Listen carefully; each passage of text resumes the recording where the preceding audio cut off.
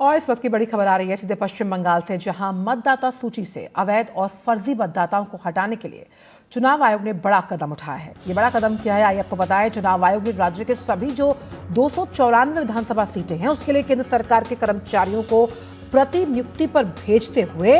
Micro observer नियुक्त किए हैं। बड़ी खबर पश्चिम बंगाल से आती हुई। एसआईआर की प्रक्रिया चल रही है, वहां पर जो बीएलओ द्वारा अपलोड किए गए एन्यूमरेशन फॉर्म की जांच, जन्म मृत्यु पंजीकरण से आंकड़ों का मिलान, सुनवाई नोटिस वाले मतदाताओं की सत्यापन प्रक्रिया, दावे आपत्तियों के दस्तावेजों की जांच और पूरी सुनवाई प्रक्रिया की निगरानी करेंगे। बड़ी खबर पश्चिम बंगाल से। मसौदा मतदाता सूची में शामिल 7 करोड़ से ज्यादा जो नाम है, लगभग 31 लाख अनमैप्ड जो मतदाता हैं, उन्हें सुनवाई के नोटिस भेजे जाएंगे, जबकि 1 करोड़ से ज्यादा जो संदिग्ध मतदाता हैं, उनकी पहचान अब आर्टिफिशियल इंटेलिजेंस की तकनीक से की जा रही है, जिनके दस्तावेजों की कड़ी जांच की जाएगी। साथ ही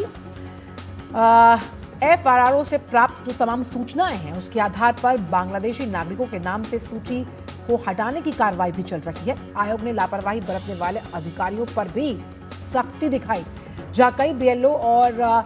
एईआरओ को कारण बताओ नोटिस जारी किए गए, शो कॉज नोटिस जारी किए गए। चुनाव आयोग का ये कदम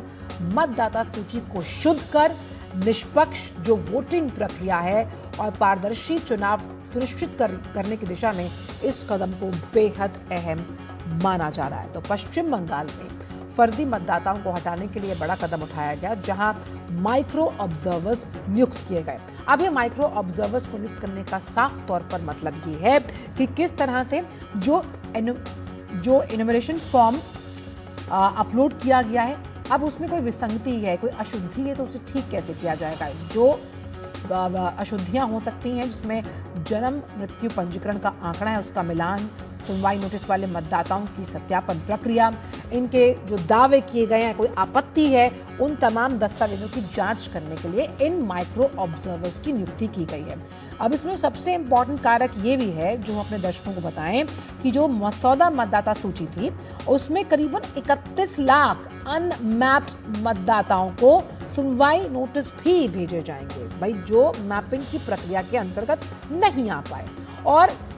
अब 1 करोड़ से ज्यादा जो संदिग्ध मतदाता थे, जिन पर कहीं ना कहीं एक संदिग्धता की तलवार लटक रही थी, अब उनकी पहचान को सुनिश्चित करने के लिए आर्टिफिशियल इंटेलिजेंस की तकनीक का इस्तेमाल किया जाएगा, ताकि जो तमाम दस्तावेज जो एसआईआर की प्रक्रिया के अंतर्गत आपको जमा करवाने थे, दिखाने थे,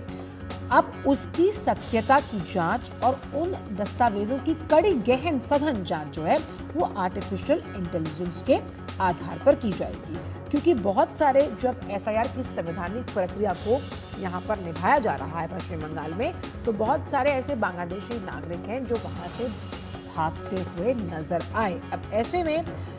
जो प्राप्त सूचनाएं मिली, उनमें बांग्लादेशी नागरिकों के नाम पर सूची हटाने की भी कार्रवाई चल रही है। और आयोग ने, क्योंकि अगर कोई लापरवाही बीएलओ द्वारा बरती जाती है या किसी अधिकारी द्वारा बरती जाती है, तो उन पर भी सख्ती जाहिर की है, उन्हें भी शो कॉज नोटिस जारी किए है कि भाई बताइए कि आपने अपने कर्तव्यों का निर्वहन संवैधानिक प्रक्रिया के तहत क्यों नहीं किया। यानी कि जिस जिम्मेदारी के साथ तमाम बीएलओस को काम करना है, उस जिम्मेदारी पर भी चुनाव आयोग की पैनी निगाह है कि अगर कोई अपनी इन जिम्मेदारियों को निभाने से कतरा रहा है, तो उस पर कड़ी कार्रवाई की जाएगी, वजह चाहे जो भी हो। अब ये तमाम कदम चुनाव आयोग क्यों उठा रहा है, क्योंकि आने वाले साल में यानी अगले साल में विधानसभा चुनाव है पश्चिम बंगाल में, तो चुनाव निष्पक्ष हो, पारदर्शी हो, बेखौफ तरीके से जो मतदाता है, जो रियल मतदाता है, रियल वोटर है, वो बूथ तक पहुंचकर अपने मतदान की प्रक्रिया को सुनिश्चित करे और वोट डाले। तो शुद्ध, निष्पक्ष, पारदर्शी चुनाव सुनिश्चित करने के लिए चुनाव आयोग के तमाम ये कदम जो हैं वो उठा रही है। और पश्चिम बंगाल में अवैध